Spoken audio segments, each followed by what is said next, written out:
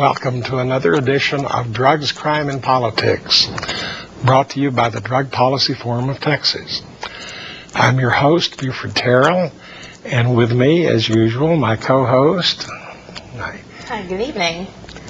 And Bindu there. And tonight, you get the rare treat of the two of us, as it were, interviewing each other. But before we get into that, and hopefully with a lot of your phone calls, let's go to the phone and see what Dean Becker of Pacifica Radio has for us tonight. Hello, Dean. How are you tonight? Hi, Buford. It's good to have the chance to speak to your audience.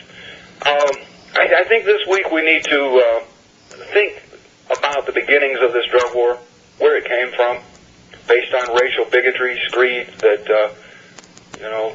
people of color would harm white women if they were to do these drugs. And I think it's important that we realize that same propaganda war is in its own way still going on, that there are so many hundreds of thousands of blacks and Hispanics now in prison for minor amounts of drugs. And it is really up to all of us to examine the evidence, to determine just why this situation exists, and to work together to do something about it. I wanted to point out this week on my radio shows, the Cultural Baggage Show, my guest will be Nurse Mary Lynn Mathry. She's the director of Patients Out of Time, which is a group of physicians and others who have studied the history, the medical history of the 5 surviving medical marijuana patients that are supplied by the federal government. And they've determined that these people have reasonably healthy lives, and that the marijuana does not impact them or curtail their progress or have any detrimental facts that they're aware of. Let me interrupt you here for a second, Dean. Yes, sir. Reagan stopped that program in '86. So here's a group of people that we know have been using marijuana daily for over 20 years that we're talking about. Yes, one of the people that's supplied by the government, his name is Irv Rosenfeld, and I had him on the show a while back. He said he's received over 200 pounds of marijuana from the federal government over the history of them supplying him. Right, up to 300 joints a month. But George McMahon is another one of the patients. Yes, he is. And in an interview, he said, a lot of people started cheering when he said 300 joints a month. But he said if you had to smoke 10 joints a day, you would never want to ever again, which is a pretty poignant statement. And the sad thing is that the marijuana the government provides is very low THC. It makes the Mexican brickweed look like skunk. Let's see, this week on the Century of Lies program, I'm going to feature a segment that I captured from a federal press conference. Happened just about a week ago. The ambassador to Afghanistan talks about how they are waging this war against the Afghan farmers, and he admitted that they actually do go after the low-income farmers, the ones that are too poor to bribe the officials, and how it impacts how the Taliban taxes the opium trade, how they're making well over $1 billion this year from this because of our policy. They were also talking about that now 95% of the world's supply of opium and heroin does come from Afghanistan. I wanted to encourage the viewers to visit my website, which is drugtruth.net, and I have there online in a little blue strip near the top where they can go look at a video I produced for YouTube to use on the forthcoming Democratic debate. And I'm hoping the more votes we get, the more likely it will be that it will get exposure. We have, again, only to examine the evidence. We only have to look at how this drug war came about and what its impact is to be motivated to do something about it. I encourage folks to listen to my shows on KPFT Radio. I do 9 shows per week broadcast on more than 40 stations in the U.S. and Canada. And this Friday you can hear Century of Lies at 1 o'clock, and at 7 p.m. we have Cultural Baggage. Again, this is KPFT at 90.1 FM in Houston, and in Galveston at 89.5 FM. Thank you, Dean. It's always good to hear from you. Thank you. You know, the Afghanistan story is one of those where we hear only a very small bit of the truth. Right now, Afghanistan supposedly is supplying about 95% of the opium for heroin in the world. But what we keep forgetting is that just a few short years ago, almost that same percentage was coming out of the Golden Triangle in far Southeast Asia. Before that, the majority supply for the United States was being grown in Turkey. That during the Second World War, when shipping was cut off, Mexico stepped up and grew enough to supply the United States. During the Civil War, to the best that I can find from sources, both sides of the American Civil War grew enough poppies domestically to supply their army's entire needs for morphine during the Civil War. And at the height of poppium production recently, we're still growing less than 40% of the acreage that was planted in poppies in 1900. Crop suppression, source suppression is just a fool's errand. You can grow poppies anywhere in the world, and even with cocaine, where we try to suppress cocaine in the Andean countries. For a long time, Indonesia, before World War II, grew commercial amounts of cocaine. Coca-Cola actually had a controlled experimental plantation of cocaine under government supervision in the Hawaiian Islands. Right. Well, I think one of the points Dean brought up is that it's kind of, you're going to the flavor of the week. How can you push the propaganda best today? Yeah. And by saying, especially in the times, the fear and terror times that we're living in right now, saying that, 90% of it, and it may very well be grown 90%, in Afghanistan, but being able to say that, you're promoting terrorism by buying popular, by using these drugs, those people are promoting terrorism. Well, they're promoting terrorism because illegal drugs is where the money is. Mm-hmm. You never hear of a terrorist financing operations by selling aspirin because there's no money in it. Right.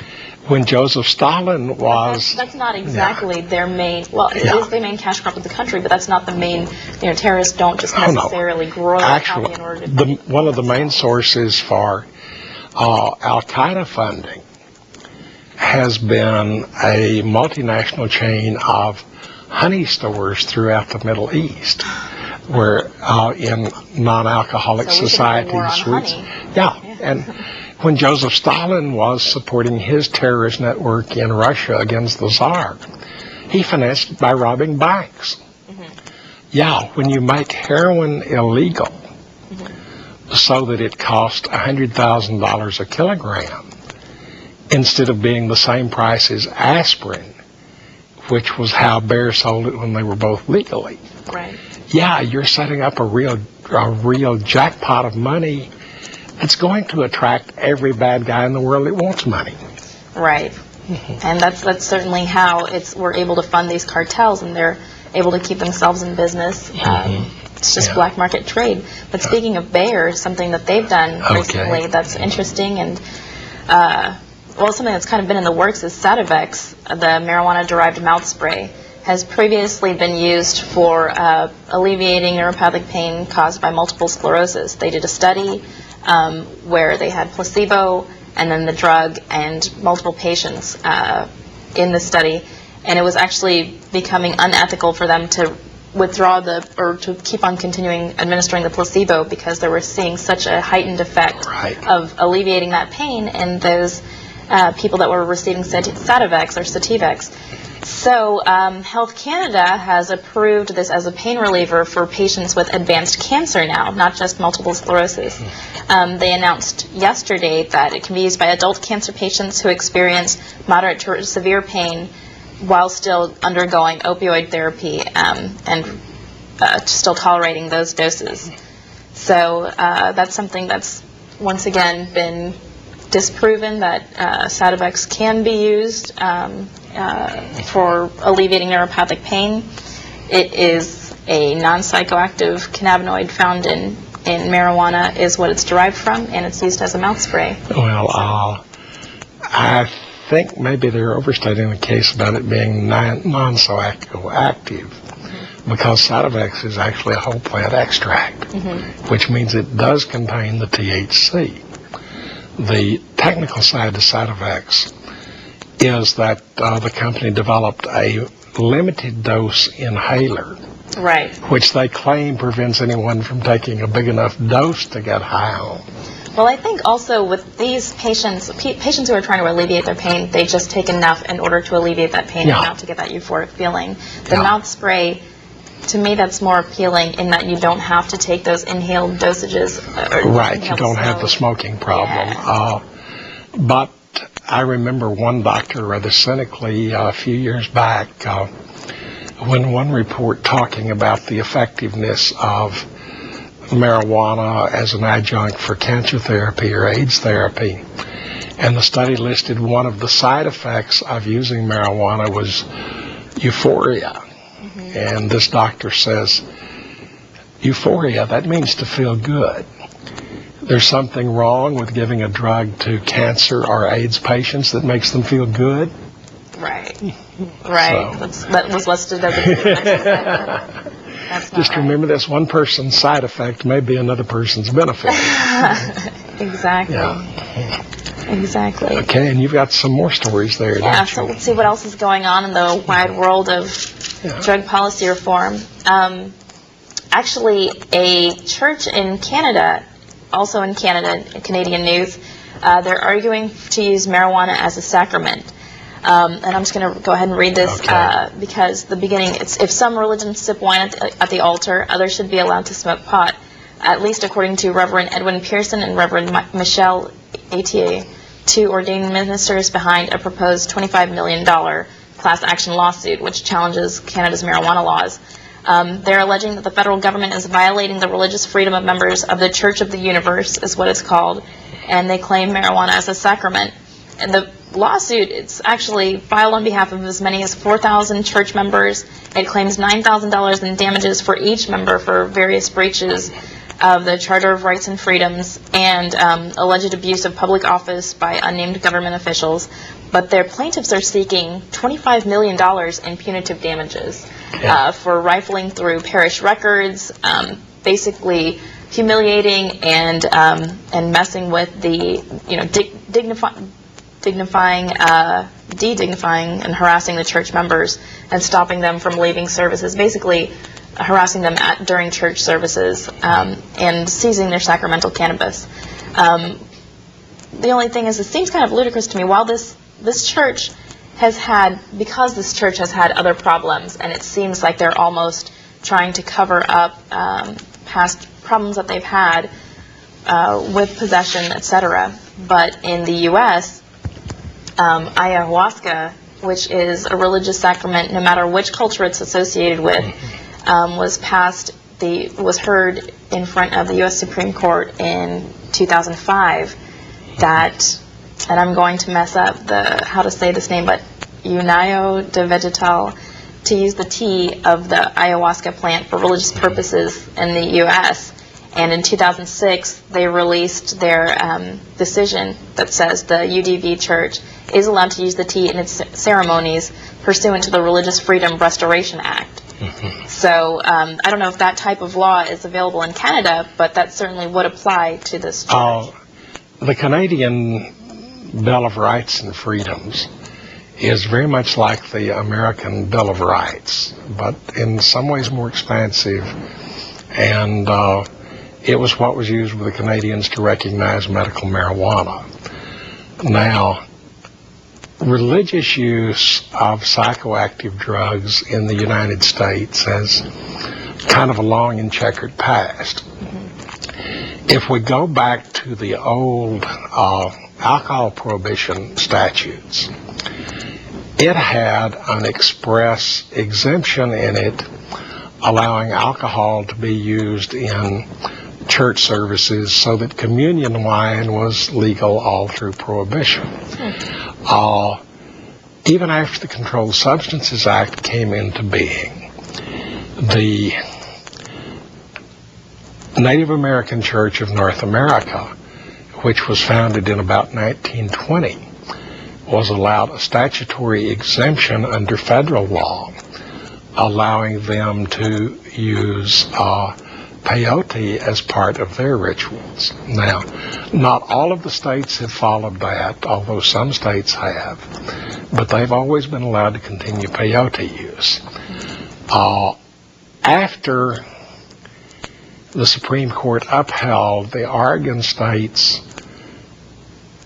anti-peyote statute indirectly, Congress passed the Restoration of Religious Rights and Freedoms Act, and then later, I forget the title, Religious Property and Something Act, which says that for federal statutes, in order for them to interfere with a religious exercise, they must show a compelling government interest and that this is the least obtrusive way possible. The Espiritu Santo case, the Huesca case, came up out of New Mexico on that basis, and the 10th Circuit Court of Appeals said that the government did not show any compelling interest in refusing to let them use their drug. At roughly the same time, a Rastafarian named Gutierrez was arrested in Guam, which comes under federal laws, for importing marijuana. The 9th Circuit Court of Appeals said that the Religious Restoration Act would protect his use of marijuana in church, but that he was not able to show a compelling need to import it, so that they upheld a conviction for importing but not possessing. There was just sounds like the same problem that, sorry to interrupt, but it sounds like the same problem that some medical marijuana patients are going through, because they have the right to use it but not to obtain it or purchase it. At the same time, there's another line of case law that says that marijuana is such an abuse hazard, is such a law enforcement problem, that the government does have a compelling interest in enforcing the marijuana laws and not allowing an exemption there. But there's some new cases working their way through the courts that are attacking that. Whether there will actually be a court-recognized exemption for church use of marijuana, who knows? But at least two fairly well-recognized churches that have been in existence for well over 50 years do include marijuana as part of their ritual and ceremony. So we'll see where that goes. Certainly, yeah, and it is a bit different for religious ceremonies as opposed to medical marijuana patients. It's just kind of, the obtaining is kind of different. But what was interesting to me of this particular is that there are so many people affected. Let's go to our phones and see who we have on the line. Okay. Caller, you're on the air. Yes. Do you think they should legalize marijuana in Houston? Okay, that's a pretty limited question. Why limit it to Houston? I see no reason for there to be laws against marijuana, period. Anything to add? Well, I mean, that's exactly the whole point of this show. And everybody has their varying opinions on it, but you know, it's just pretty obvious that the war on drugs is a failure. It's not working. There are so many organizations that are supporting that cause and supporting that belief. Even when it comes to just medical marijuana, the American Academy of Family Physicians, Texas Academy of Family Physicians, American Nurses Association, they're all passing resolutions that say that this should be a legitimate drug just when coming to the medicinal uses. But yeah. Let me add something about Sure. the situation in Houston here. First, the city of Houston is and has been for several years facing a shortage in police officers. It takes about 3 hours for a policeman to process a marijuana arrest. That means that 1,000 marijuana arrests is the equivalent of about a full-time year's work for 1.5 policemen. If we could even switch to simply writing traffic tickets, 10,000 marijuana arrests a year, which I'm sure Houston has, would be the equivalent of hiring another 10 to 15 full-time policemen, which the city needs. Our county is talking about spending $200 million to build more jails because they're short of capacity.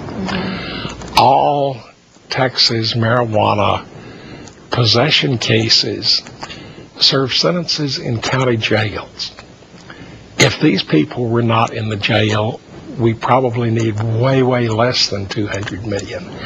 And 2 recent statutory changes would allow the city to, in effect, do this. The first is there's a statute from, I believe, the last session, and one before, allowing the city to deprioritize enforcement of laws like marijuana. And then there is a statute this last time allowing cities, if they want to write traffic ticket type summons instead of arrests. This could make a lot of difference. That's in Texas. That's up to the discretion of the officers. And the city, So, we could do a lot locally and at least go a long way towards solving 2 major problems we have. We have another caller. Caller, you're on the air. Hello, caller. Hello? Hello? Is this me? Yes, you're on the air.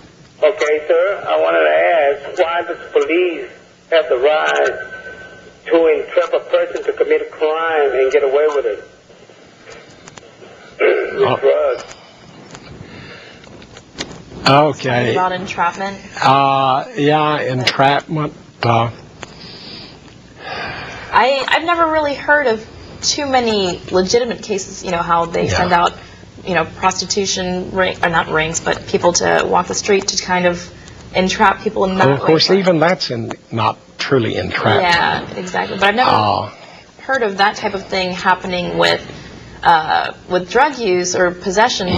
The main cases, though, that aren't entrapment but just a complete breakdown of the justice system are those cases in Tulia, where one cop was up against 40 or 50 people and put them in jail based on no evidence but just his word, which was frankly making cases up out of his head. Yeah, exactly. No evidence and just you can read more about it. Look up Tulia, Texas. It's near.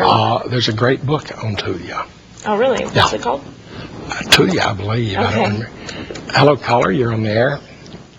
Yes, I have a question. Will either of you vote for Obama? Okay. Thanks for asking.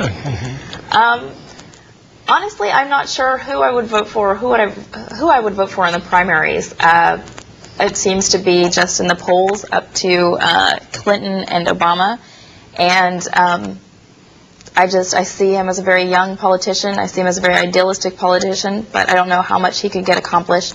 And the same for Hillary, but in an opposite sense. She's a very experienced and a very well-speaking politician. Also, I don't know how much she could get accomplished. Out of all the politicians we have, who is the one that's going to make the biggest change, though? That I don't know. I would say vote for Ron Paul, but who even knows who he is, unfortunately. Okay. But I would vote for Obama. I'm not sure who I am going to vote for, and I don't know that I would say even if I did. I think Obama is highly electable. I think he's got a good chance at this. And I would also say further than that, quite frankly, I don't see where the Republicans have anyone that even looks like a candidate at the moment. Right. What about Giuliani's chances?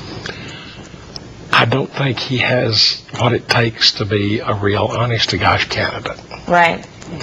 Also, I think he's kind of shooting himself in the foot as far as being a Republican candidate. Does have some liberal viewpoints, I guess, liberal quote unquote. Oh, on right to life, gun control, but Right. part of it too is more than anyone else, Giuliani is through and through a New Yorker, big city, and that just doesn't fly across a lot of the country. But no, I don't. I think that if I were stacking odds right now, I would say that far and away the Democrats have a much, much better chance than the Republicans do. And I would say that even, say, the number 5 person on the Democratic list has an extremely good chance of beating whoever the Republicans put up. But Right. that's just guessing. Yeah, if only Ron Paul had a chance. He's at 2% in the polls, but he's apparently been doing a lot of online fundraising. And he's also attracting a lot of young people. He's like the new dean. Well, the problem with Ron Paul is that Ron Paul is a truly convinced, dedicated libertarian. And he flies as a Republican. Frankly, I don't want anybody that's any kind of ideologue, and I don't care if it's conservative, libertarian, liberal, communist, Christian, jihadist. I don't want anyone who thinks they know the answers before they hear the questions. Hello, caller, you're on the air. Yes. How do y'all feel about gay marriages? Okay. We're getting a little off the subject of drugs and drug law, but I will say this, that I think it's no business of the states what 2 adults want to do. It's the state's business to keep up with how affairs are managed. That includes property, that includes children. So I don't think the state has any right, I'll go further and I'll say it's unconstitutional for the state to distinguish between a man and a woman getting together and 2 men or 2 women getting together. The problem is, back before the 18th century, marriage was strictly controlled by the church and not the government. If you look what happened in France, for instance, they make everyone go through a civil marriage, and then if they want to, they can have a religious marriage. I would like to change our laws so that everyone under state law has to go into a civil union and give the word marriage strictly back to the churches if they want to use it. So that marriage originally was religious. Civil unions are what the state's interested in. Let's separate the 2 concepts and let people go on their way. Sounds like a good idea. Let's take, we have another caller. Hi, welcome to Drugs, Crime, and Politics. Yes, what do you think about poverty in the Caucasian community? Okay. Thank you. Thank you. There's a lot of it there. Yeah, it exists. I have been reading recently one of really the greatest set of books I have ever read, and it blew me away when I ran into this. But Taylor Branch, back in the mid-90s, wrote a 3-volume series on the early history of the 55 to 68 history of the Civil Rights Movement. And in talking about the war on poverty, he pointed out that at that time, and really up until today, a majority of the poor people in this country are Caucasian. I mean, it splits across all color lines. And that the original war on poverty programs were very careful to cover everyone. We have to take a break now, so we'll see you all very quickly.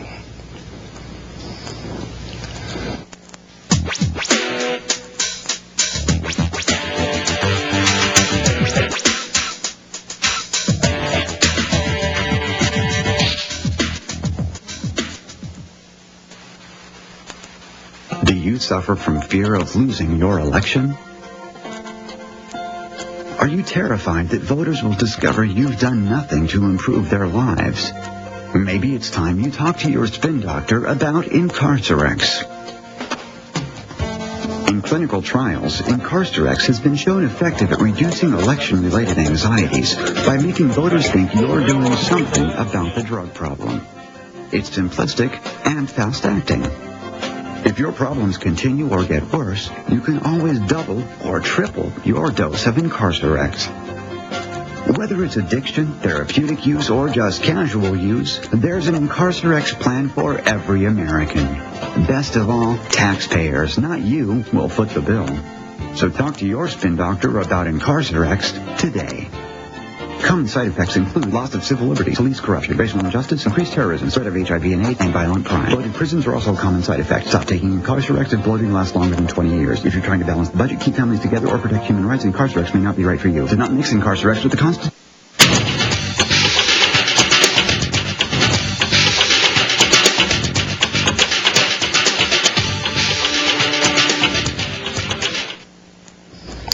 Welcome back. We're continuing with drugs, crime, and politics, although our callers have seemed to drag us a little far afield tonight. We're always happy to hear from you, though. So we never did even get through all of your news stories tonight. We haven't. There's been a few good things happening in drug policy reform. I was talking with Dean Becker the other day, and I was like, there are so many negative aspects of the war on drugs that we can talk about. Overcrowded prison population, taxing people just for no reason in the name of the war on drugs, spending $70 billion a year, the U.S. being the world's largest prison population. I was like, what are the positives? What's going on good in drug policy reform? Sometimes it's hard to see that. Sometimes it's hard to figure out. But recently, something that I ran across was that the U.S. Conference of Mayors adopted a resolution declaring the drug war a failure. Cory Booker, in fact, mayor of Newark, says he's prepared to go to jail to protest a war on drugs he believes unfairly targets black men. But at the meeting in Los Angeles, they called for a new bottom line in drug policy that concentrates more fully on reducing the negative consequences associated with drug abuse while ensuring that our policies in existence do not exacerbate these problems or create new social problems on their own. They're hoping for something that establishes quantifiable short and long-term objectives for drug policy, saves taxpayers money, and holds state and federal agencies responsible. They even mentioned the ONDCP drug prevention programs such as DARE and the $2 million an ad anti-drug media campaign, which is also grossly ineffective. In fact, studies have come out proving that the DARE program and these highly costly ad campaigns, especially one commercial was shot and aired during the Super Bowl, which that one commercial, this was several years ago, that one commercial in and of itself cost $2 million. But they're just showing how much the drug war is ineffective. And the bill, or the resolution, was sponsored by Salt Lake City Mayor Rocky Anderson. Mm-hmm. You know, local politics is really where the rubber meets the road. Mm-hmm. And mayors are the ones that have to put up with the things that I was talking about earlier, like not enough police on the streets, like overcrowded jails, like families whose major breadwinner has been put in prison and who are now needing assistance of some kind, right, like patients needing medical marijuana or other. I mean, these are the politicians that really see the failures. And when they start saying it's not working, we need relief, they're the ones we need to listen to. Let's get back to that after we take this caller. Okay. Caller, you're on the air. Hello, you'll need to, yes, you'll need to turn your television down, What I had please. told you was, I like what she says about that they made that law for, that war against drugs. I know they made it against the people that were drug cartels, not against the users. That's why they got the penitentiary full of people that are just users. Yeah, I've got to hang up on you because you're getting too much feedback from your television. But we'll talk about this. Okay. Okay. Yeah. Well, so what was his question? His comment he was making was that even though they tell us the laws are designed to go against dealers and pushers and cartels, that what they really target and what they really arrest are merely users. And I think there's a lot to that. Yeah. There just aren't that many kingpins, as it were, arrested. Right. I mean, I guess it's much easier to go after the people on the street and pick up all these small-time arrests, or, especially in Houston, they had a huge drug bust of hydroponically grown weed, and saying, this is 500 plants, this costs multi-millions of dollars, we're winning the war on drugs, right? Interestingly, they busted a lot of grow houses, but I didn't see very many names of people who got arrested along with these, so I don't believe we got many pushers off the street there. Hello, caller. Welcome to Drug, Crime, and Politics. Good evening. I'm very interested in your program, Drugs, Crime, and Politics. Thank you very much for being on the air in order to educate the public regarding the use of marijuana in particular, and all of the tax dollars and millions, billions of dollars used in order to incarcerate marijuana users and growers, etc. I am concerned, very angered by the type of propaganda that is used in the ads on drug addiction, and marijuana being the basis and foundation for that addiction, for all kinds of drug addiction on television. And I wondered if you had any comment, you or the young lady, and I'm very proud of her, by the way. So are we. Yeah. I appreciate it. And very well informed and knowledgeable and smart, and I love it. So I wanted to know if either of you have comments on the ads that are done on television, and do you consider it propaganda? Because I don't see the truth in it, where you see young men lying around smoking marijuana joints and not making anything of their lives. Do you understand which commercial I'm talking about? Please comment on that. And thank you. Thank you. Thank you so much. You were talking about the ONDCP ads just a minute ago. Right, and thank you so much for calling in. This is a very enlightened woman who has noticed that these ONDCP ads, you can find on YouTube several parodies of it, and the joke was, why not use these? Because the ONDCP ads are basically becoming parodies of themselves. Yeah. And it's, like I said, you're spending $2 million of taxpayers' money for just one commercial to air during the Super Bowl. I don't have an actual number of how much is being spent annually, but the drug war costs up to $40 billion just from what the government is, ONDCP is spending alone. But something that I was kind of proud of and really kind of touched a chord with me is, people show, all these commercials are showing advertisements of people sitting around, especially Pete's Couch is one where these kids are just sitting around smoking pot and not making anything of their lives. Well, we all know several people that we can, intellectuals or especially very hardworking people who, smoke pot on the side, but that's not their entire lives.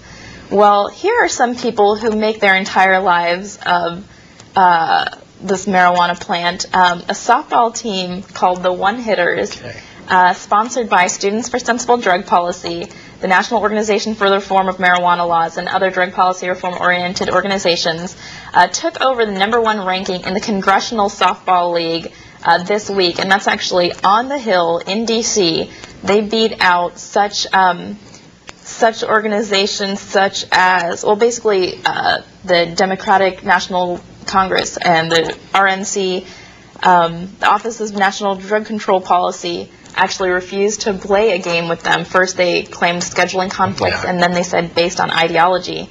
And they said everyone knows that, and this is from the One Hitters team, everyone knows that the ONDCP backed out because they were scared of losing to us on the field, much the same way they're afraid to debate us because their policies fail in the court of public opinion.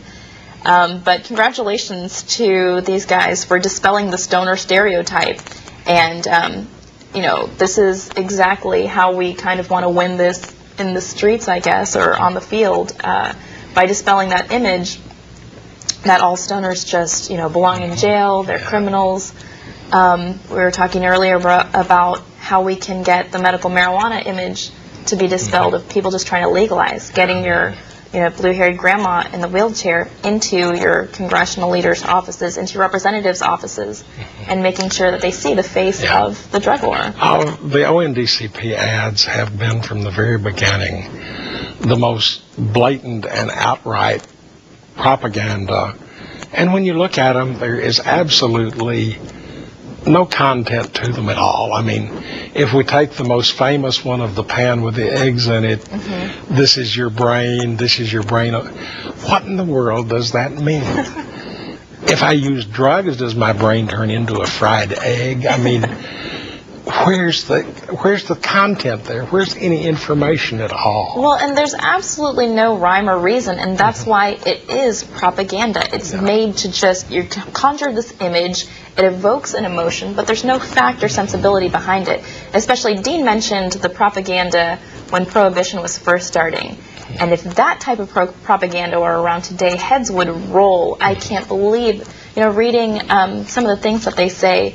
Jack Herrera has a great book, The Emperor Has No Clothes. The Emperor Wears No Clothes, yeah. And that has some of the advertisements, some of the posters that they used to use. Reefer Madness, the original movie, is a good example of it. Going back 150 years, when the anti-alcohol movement was just starting, I recently ran across a cartoon that showed an obvious cartoon Irishman based on a case of whiskey walking hand in hand with an obvious cartoon German made up like a beer barrel, and both of them carrying a ballot box. When California enacted the first anti-opium laws in the late 1800s, it was because the evil Chinese were luring innocent white girls into their opium dens for sex. After the turn of the century, one black sheriff at least is quoted that his department had to get heavier caliber guns because blacks inflamed on cocaine weren't killed by their normal guns. When Colorado passed its anti-marijuana statutes in the 1920s, it was because those Mexicans crazed on their local weeds were running rampage and raping white women.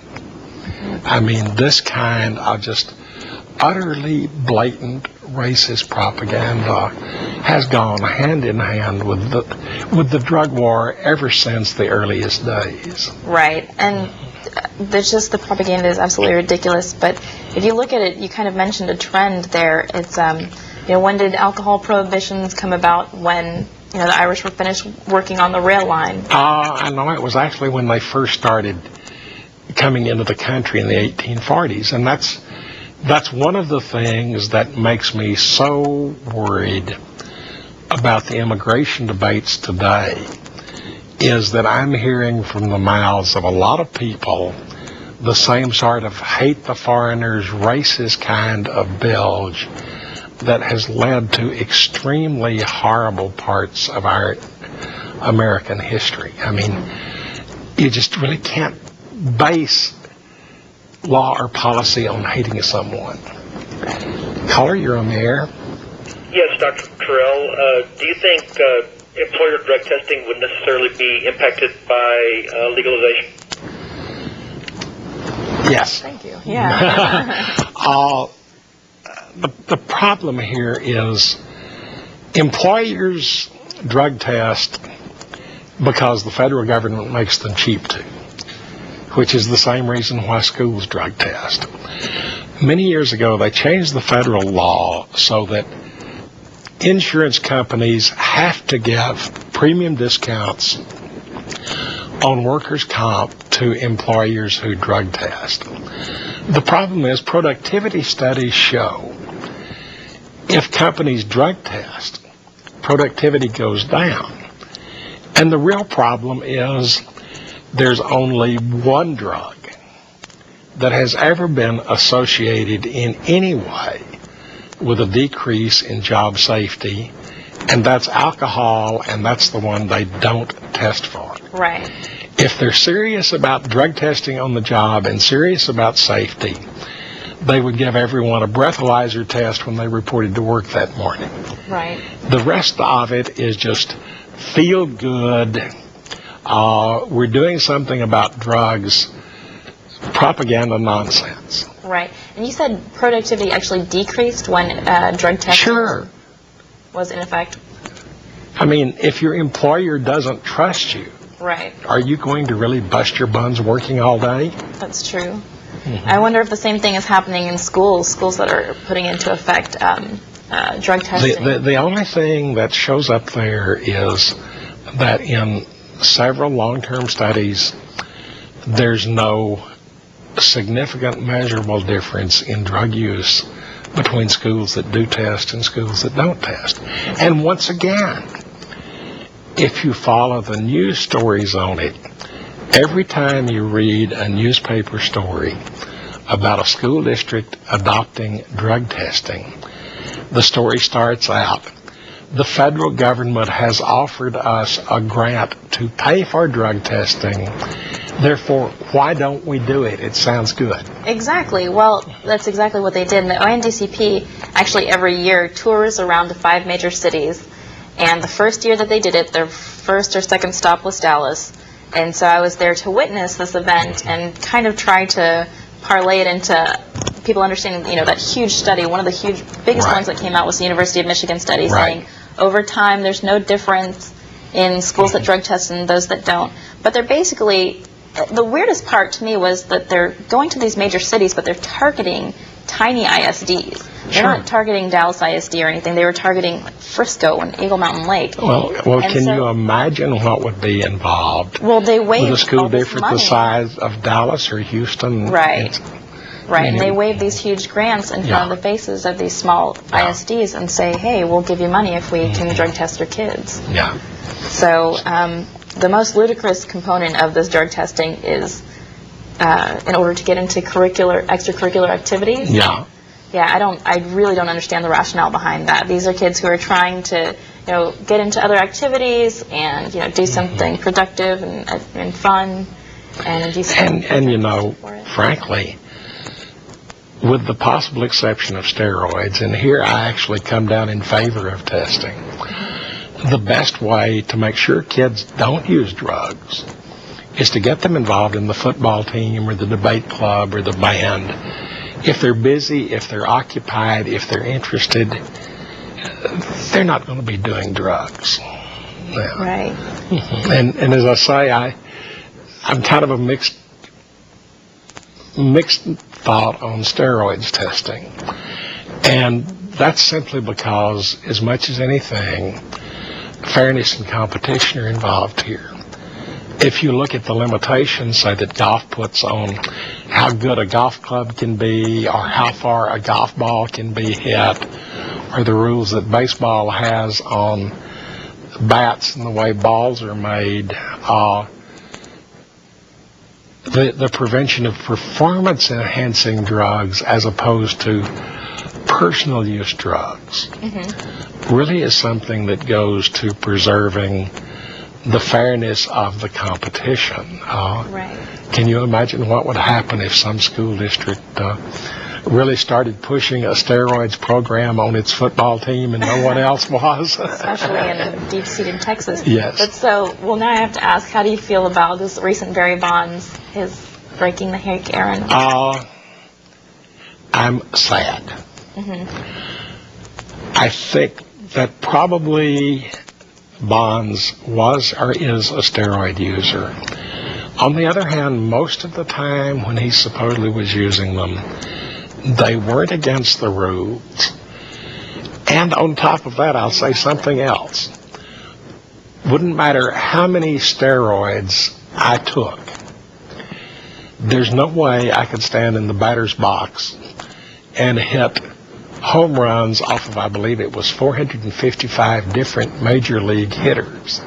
Right. All it would do would be make me a bigger, clumsier strikeout artist. So, to some extent, yeah, Steroids may have given him an edge. For a few years, they may have been against the rules. Right. But on the other hand, you cannot take being a superb athlete away from him. Right. But also, who's to say, someone else brought up this point to me, who's to say that the pitchers that he was hitting against weren't taking steroids as well? Are throwing spitballs, are having, and remember, baseball through its whole history has been notorious for cheating. Mm-hmm. Between spitballs, between pitchers that use belt buckles to cut the balls, between batters with corked bats. The rule in baseball for its whole history has been, the only rule is don't get caught. So to some extent, even if Bonds was a steroid user, he still fits right in with the old traditions of baseball. Right. It's not exactly the nicest place. We're about to run out of time, and before we go away, there was something I wanted to say to our audience. We cannot let this month pass without observing a very unhappy anniversary. The Federal Marijuana Tax Act turned 70 years old this month. It became effective August the 2nd, 1937. In 1937, cannabis was an old-fashioned medicine that almost everyone had quit using, although it was still on the drugstore shelves. Cannabis as fiber, or hemp, had a long, glorious history, providing sails and ropes for all of the sailing ships in our history, but it was almost out of production because of labor costs.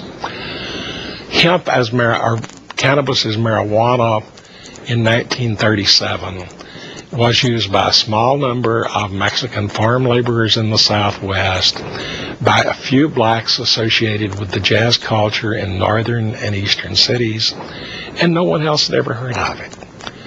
70 years later, after we spent hundreds of millions of billions of dollars enforcing this law, with over 780,000 marijuana arrests a year, now cannabis is a major medicine, and 12 states have changed their laws to recognize it.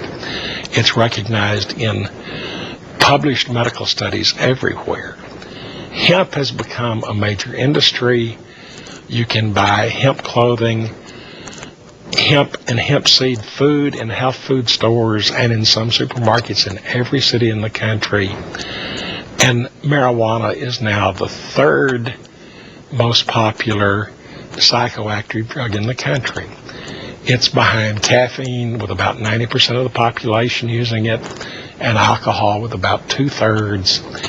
It causes no injuries compared to alcohol and tobacco. In at least one estimate nationwide, marijuana is now our fourth largest cash crop. In several states, it's the number one cash crop. So really, it looks to me like the federal marijuana laws have been a great way to encourage the growth and use of cannabis. If the purpose of these laws was to eliminate it, they've cost us hundreds of billions of dollars. They've sent literally millions of people to jail and ruined their reputations, their career prospects. They have led to corruption of large numbers of our law enforcement personnel and agencies, yet they haven't cut back on the use of cannabis. These laws have reached their full biblical lifespan of 70 years and 10. They have been weighed in the balance and found wanting. It's time for them to go.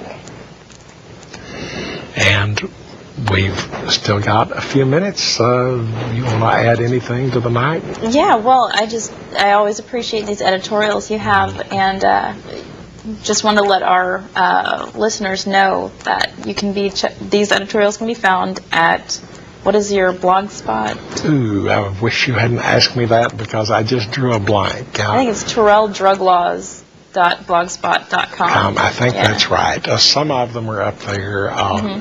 There will be more soon. I want to especially say thank you to all of the listeners that called in tonight. We had some excellent questions, some of them a little bit random and off topic, but still, this is Drugs, Crime, and Politics. But this is, as we try to make this as much as possible, a show for the listeners. And it's certainly what you add to the show helps us a lot in what we do. Right.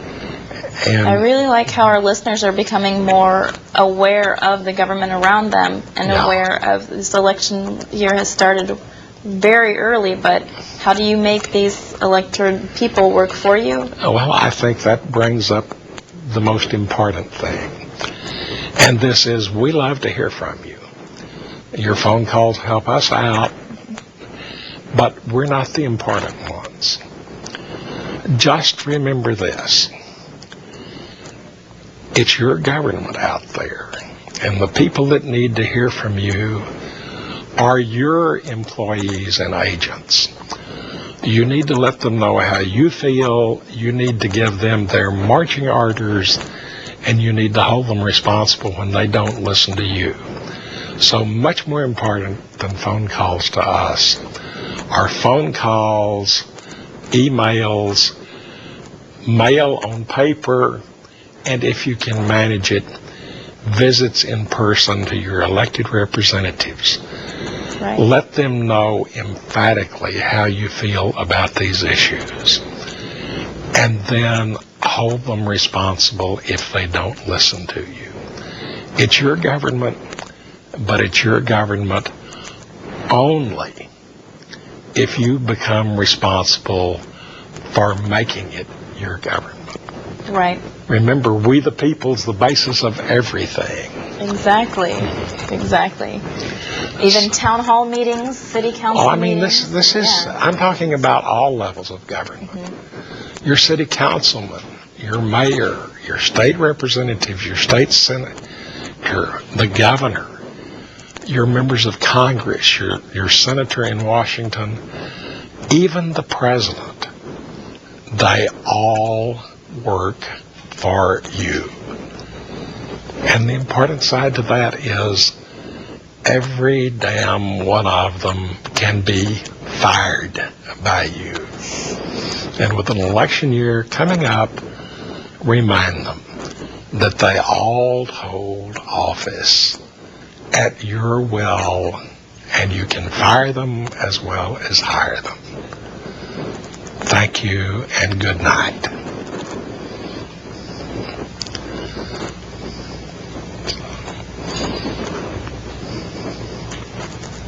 So thank you for watching Drugs, Crime, and Politics. Remember, this is sponsored by Drug Policy Forum of Texas. You can reach them at dpft.org. You can also reach archives of the show. Prohibition is hopeless.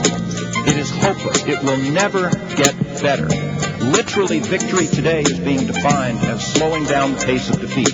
We ought to listen to science and medicine when it comes to whether marijuana or any other substance has a medical benefit. Fact that marijuana is a less dangerous drug.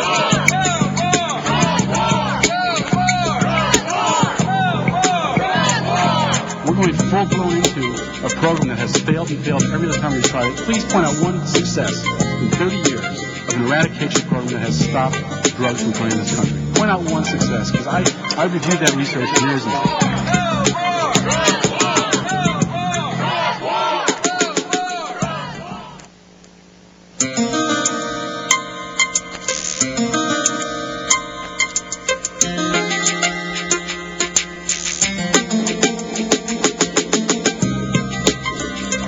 Policy of drug prohibition is hopeless. It is hopeless. It will never get better. Literally, victory today is being defined as slowing down the pace of defeat. We ought to